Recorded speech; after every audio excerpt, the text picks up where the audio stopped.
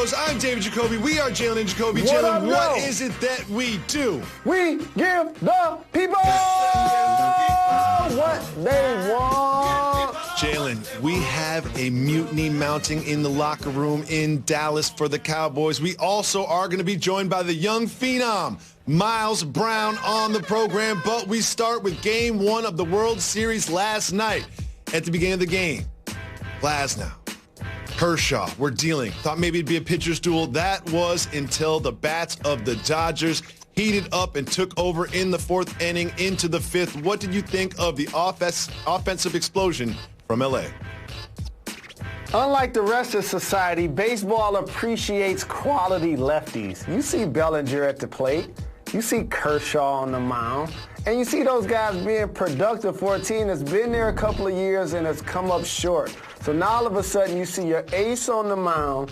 He starts to struggle with the first couple of batters, and then you get into your DMX. Here we go again. And then he gets out of the jam, Jacoby. And then he's able to survive a few more rounds until the bats woke up. The Dodgers were a confident team, and they got it done in Game 1.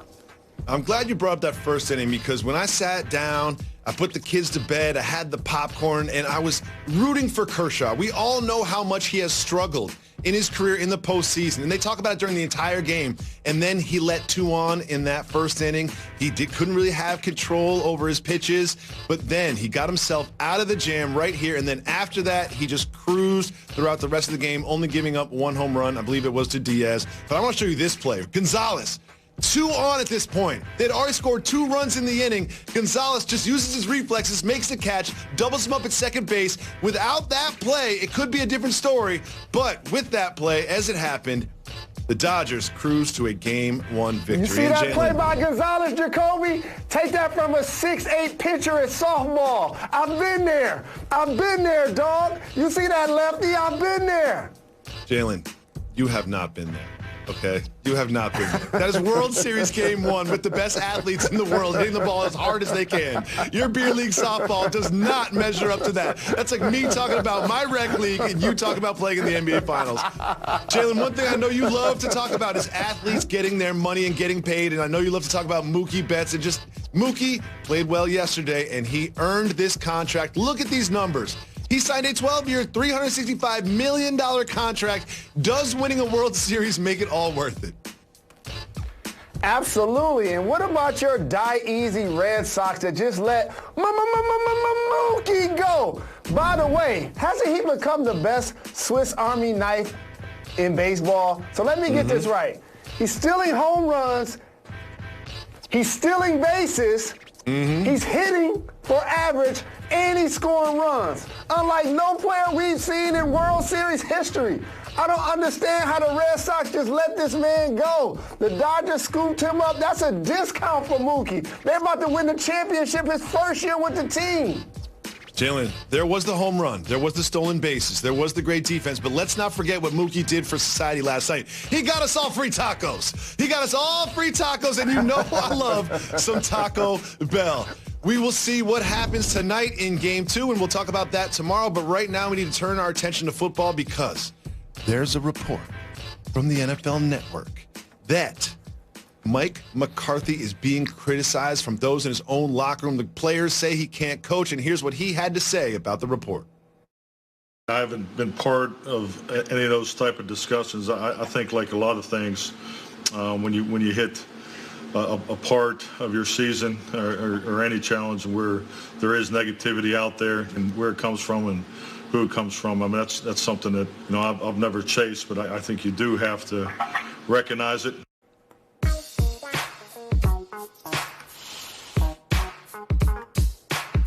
Jalen, we need you to take us behind the curtain. You have been on some very successful teams and some very unsuccessful teams. So take us behind the curtain. What happens in that locker room when things fall apart, when players and coaches don't trust each other? It gets out to the media. What is going on in Dallas?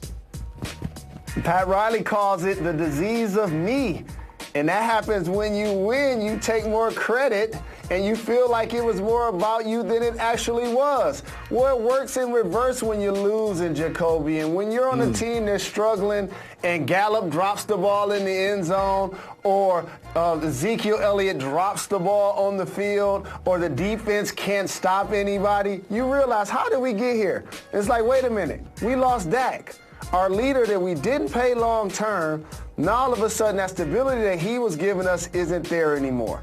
I talked about Zeke dropping the football, and then all of a sudden the defense, Tommy, please at least roll the defense, can't stop anybody. Like, seriously, the Dallas Cowboys are historically bad on that side of the football. So when your best players aren't there, Dak, Zeke is in the lineup not getting it done. Your offensive line has dealt with injuries, and that defense, oh man, they paid top dollar for a couple of guys to play on that side of the ball. Of course, it's time to point fingers now. And you don't have to walk past, you can walk past the coach easy. You can go to the GM. Maybe I should go to the owner. Oh, wait, that's the same person. So now you ain't worried about pleasing the coach. You're worried about pleasing the owner. That's why this dynamic has not worked to Super Bowl level for this team since my guy, my favorite coach, Jimmy Johnson, was not put into the Dallas Ring of Honor. Jalen, I'm glad you brought up the disease of me, because that's Pat Riley's sort of theory about successful teams and players taking too much credit and sort of overvaluing their contribution. But there's also what you pointed out here, which I'm going to call the disease of you.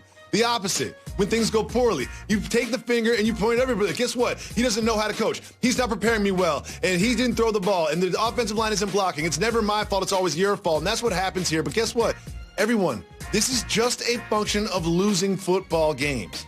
And Dallas Cowboy players, Dallas Cowboy coaches, and especially Dallas Cowboy fans, relax, because you're going to win the NFC East and end up in the playoffs. Look at their next 5 games.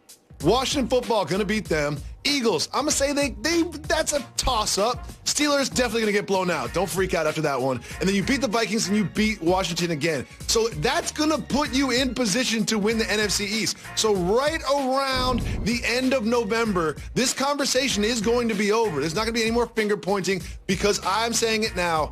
The Cowboys look so bad right now. They've lost their quarterback. There's the mutiny inside the locker room. But guess what?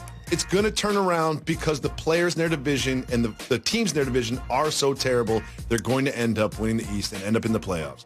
That is just how it's going to play out. Jalen, there's another team in Texas dealing with some turmoil, and that is the Houston Rockets. They do not have a head coach. They do not have a general manager. Owner Tillman Fertitta said that they're not going to blow it up. They plan on contending, insinuating they will not trade Westbrook or Harden. Your thoughts, Mr. Rose?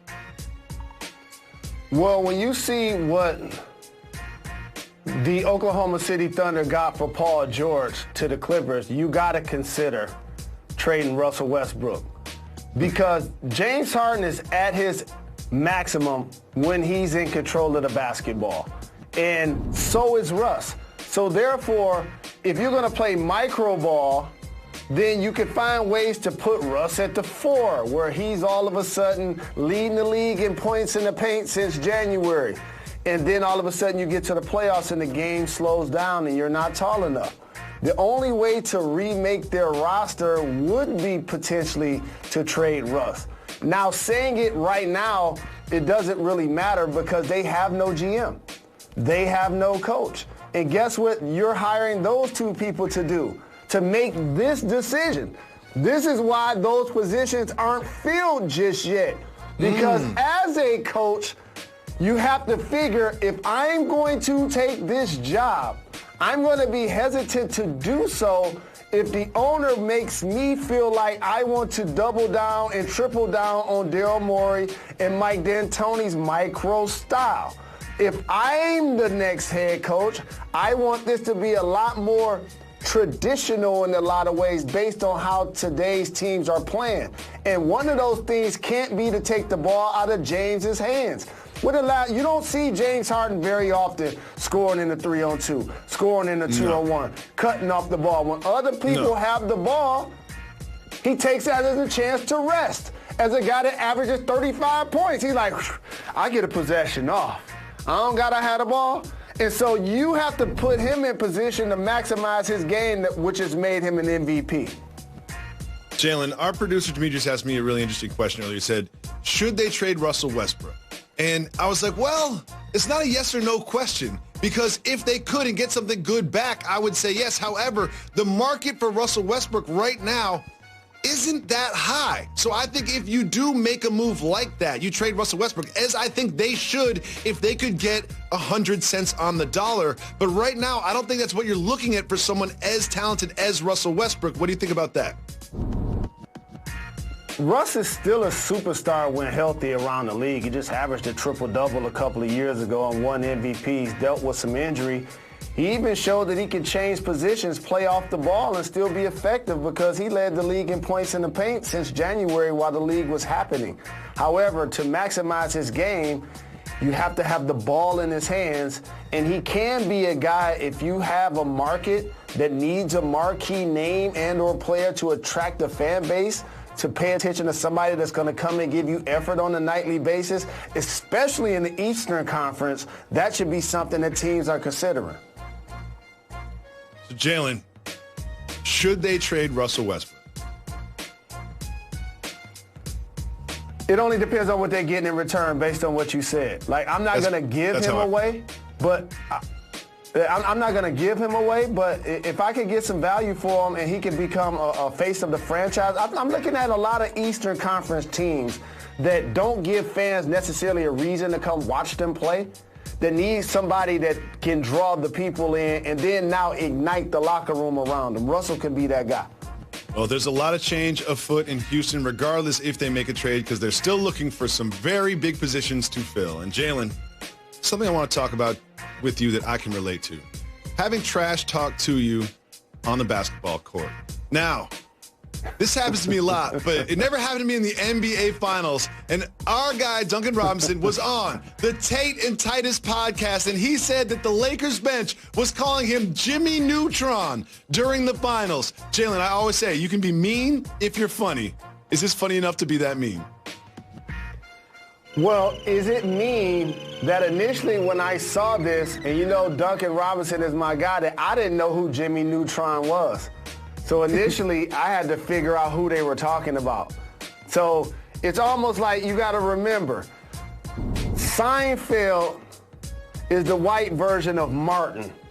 It takes me some time to get that humor. I didn't get it at first. I had to Google it, and I was like, Jimmy Neutron, yeah, the hair, the face, I got it at that point. But for me, it looked like somebody that was a member of Happy Days. Like, coming to you live from Pier 17 in the South Street Seaport, brought to you by Chase. Welcome back to Jalen Jacoby. Jalen, we have a young superstar joining the show.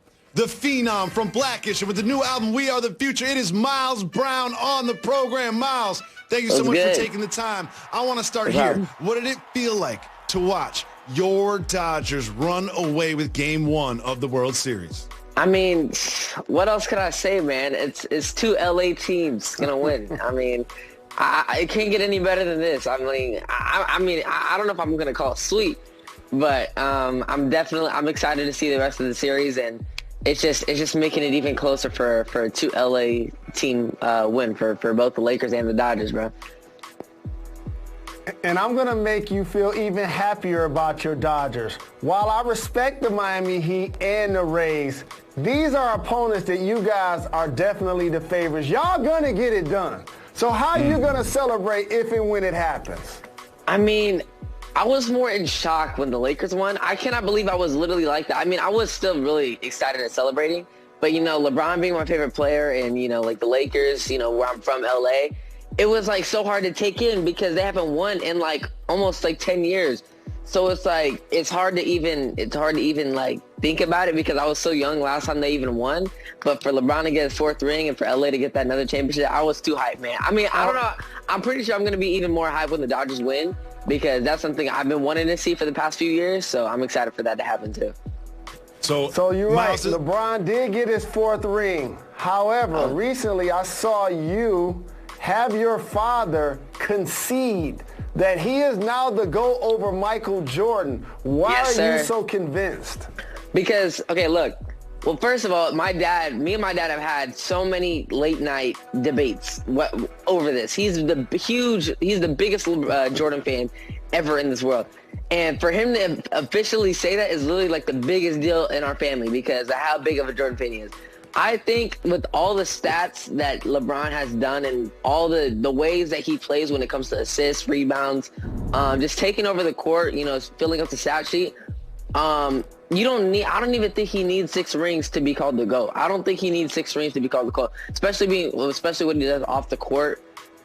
Just all the stuff that he's done when it comes to assists, rebounds, stuff in the playoffs, all the things that he's averaged at his position, at his age, against the people he's played with. I don't even think he needs 6 rings to be called the GOAT. I think at 4 he's already got that title. If it's 5, it's kind of obvious, but I think at 4 he's got it already. So let's discuss that, Miles, because we know Anthony Davis is going to stay with the Lakers. All right, he might be a free agent now, but he's going to stay with the Lakers. 2P, by the way, 2P. You've got this duo. So you're calling a repeat. That would give him 5. How many championships do you think this Lakers team can bring to the city of LA? I think definitely for sure 2P. I don't know about a 3P. If a 3P happened, come on now. It's kind of obvious LeBron's the GOAT. Come on now. Let's stop pretending. If he gets 6, that would be like, that would be the Mount Rushmore. Like, that would be the cherry on top. But I think they can definitely get 5 for LeBron, definitely 2P. If he gets a 3P, I mean, the other teams in the NBA are getting really too good. I mean, you got Kyrie and KD on the Nets. I mean, there's so many more competition next season, but I definitely think they can get a 2P in for sure. At 15 years old, Miles, you're real talented. You're very intelligent. You're a great actor. You're a great artist. And you have a new album out. Congratulations. Oh, yeah. What message are you trying to convey with We the Future? My message with We the Future, I mean, it's kind of something I've always wanted to make music, and We the Future is always something I've had planned to make for such a long time. The message that I kind of wanted to get out with this album is, with all this going on in the world and so much is happening, the people that it's going to be left up for to carry on what's going on is the youth. And I know that's my generation. That's the generation even after me. So, I mean, the cover that we took is kind of like a remake of the signing of the Constitution and how they kind of display We the People. And I wanted to remake that with We the Future. So that's kind of me getting out. That's kind of me getting out to the youth and saying that whatever happens, we're going to be left up to us to carry on and know what we're doing and kind of have a good head on our shoulders. 2020 has been a very difficult year, and there's been so much tragedy and difficulty. And one of the things that happened is we lost Chadwick Boseman. I know that's someone who you've worked with and it's inspired you. How has Chadwick Boseman inspired you? Just seeing his work ethic is like probably one of the biggest things. Seeing how he inspired me when I first met him compared to, every single other time I've seen him. It's just like always following update of something new that he's done. Every single time I see him, whether it's with Black Panther, 42, Get On Down with, the James Brown film. I've always just been one of the biggest fans of his work ethic, and me not even knowing what he was going through, it just displays on how effortlessly he's done all of his stuff. So just everything that he's done, every time you see me, he's the nicest person to me, to my family.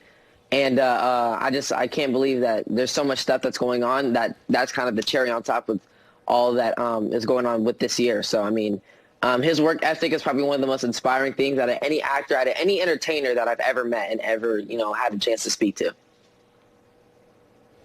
While we're losing giants, we're losing heroes and superheroes like Chadwick Boseman and Kobe Bryant in particular. How gratifying in some way will it be for you in the city of Los Angeles to not only have the Lakers be champions, but the Dodgers as well in the same year that we lost both of those gentlemen?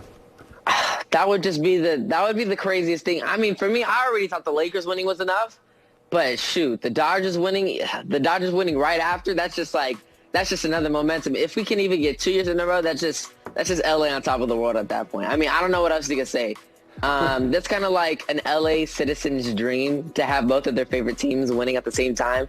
Shout out to the Dodgers, shout out to the Lakers, shout out LeBron. I mean, he's obviously one of the reasons they're right there. But I mean, for me, I know my family, they're huge Laker fans, huge Dodger fans. My dad is also a huge Dodger fan.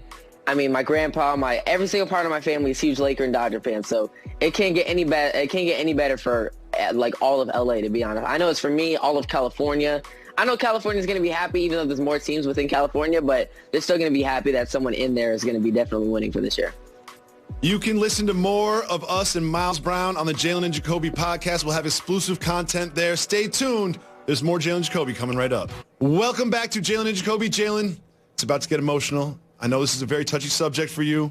He could have been drafted by the Lions, but he wasn't. Now Tua is going to be the starter for the Dolphins. Head coach Brian Flores said that he's been looking great in practice, and that is why he is starting. Your thoughts?